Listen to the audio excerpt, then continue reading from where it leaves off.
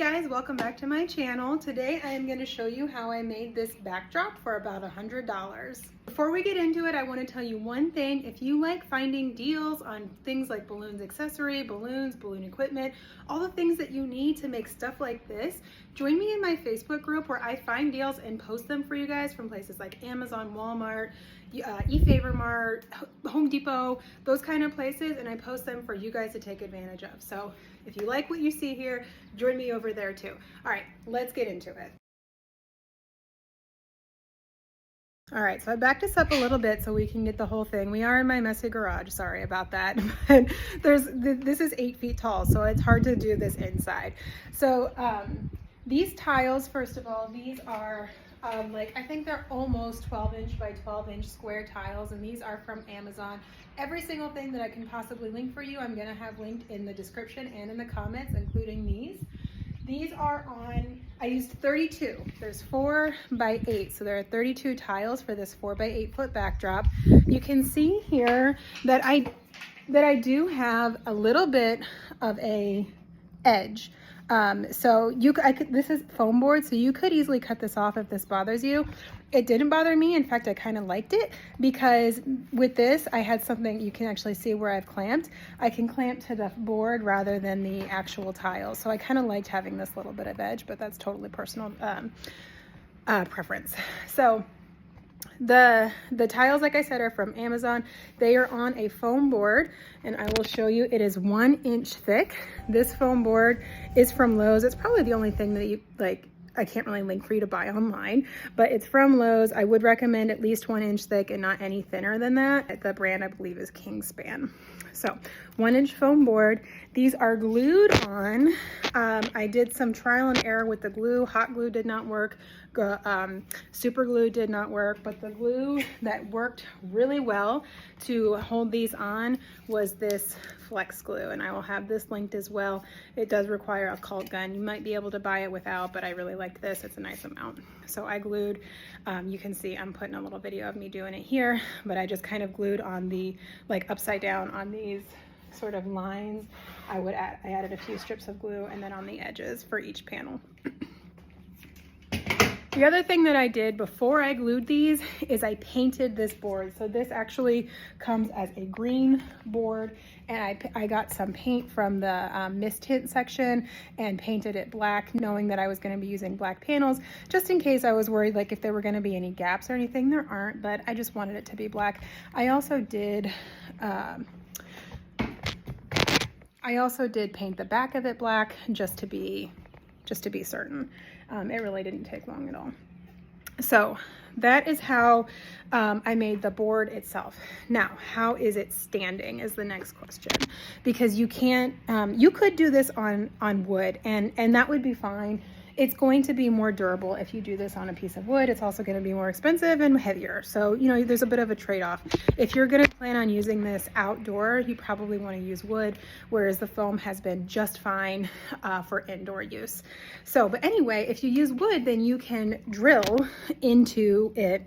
You can drill your stands. But since this is foam, here is what it is standing on. This, I couldn't drill into the foam because it's not gonna hold.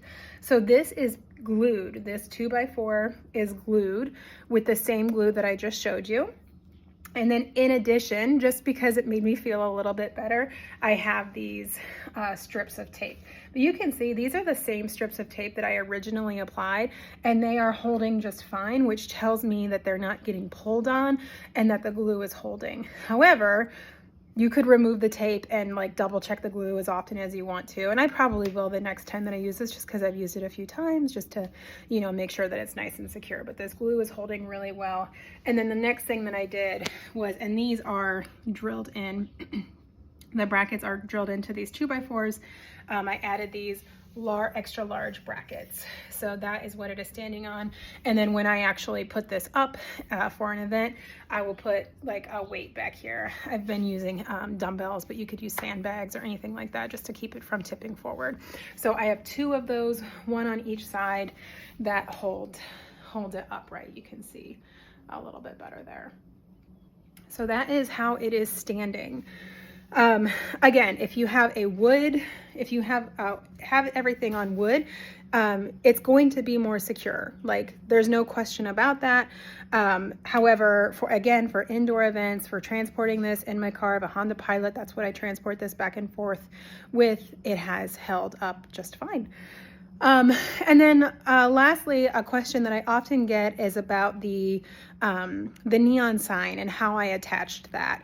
So I'm going to put up the picture here of the picture that many of you have maybe even seen of this being in use, and you can see the neon backdrop, but you can't really tell how it's hanging there. If you zoom in, when you would see the cord, it is up. The cord is hanging up along here, and it is wrapped in black electrical tape. That's why you can't see it. It's there, it's just wrapped in black electrical tape. And then the way that it is actually hanging is with these, and you can actually, I still have a fishing line on it. Up there, you can see I have a couple of just finishing nails into the foam, and then I put some tape around that so that they don't pull out. And then I attached the fishing line to those nails and then flipped the fishing line up and over the board to actually hang the neon sign. So that is how the neon sign is hanging, and that's how I've attached it each time that I have used this backdrop. Obviously, I haven't gotten rid of the fishing line. I think I'm going to be making another one of these in white. I have seen a few of those and I really like the look of it in white. And when I do that, I'll make another video of me making it in the moment so you can even see more. But hopefully this kind of helped explain a lot of the really common questions that I get. And if you still have any others or anything that I didn't hit, please leave a comment and let me know. And once again, if this was helpful to you and if you want to see more tips and tutorials, please like and subscribe. Let me know what you want to see. Let me know what you need to see more of. I am here to help. I really want to help. This is a little personal, but this is like just perfect. It's like I get to be creative, but I also get to help people, which are just like my favorite things. So please let me help in any way that I can. And again, let me know if you have any other questions. Thank you so much for tuning in. And one more time, please join me over on Facebook. I've got that linked below as well, where I find deals on all kinds of balloon equipment and I post them there for you guys to take advantage of.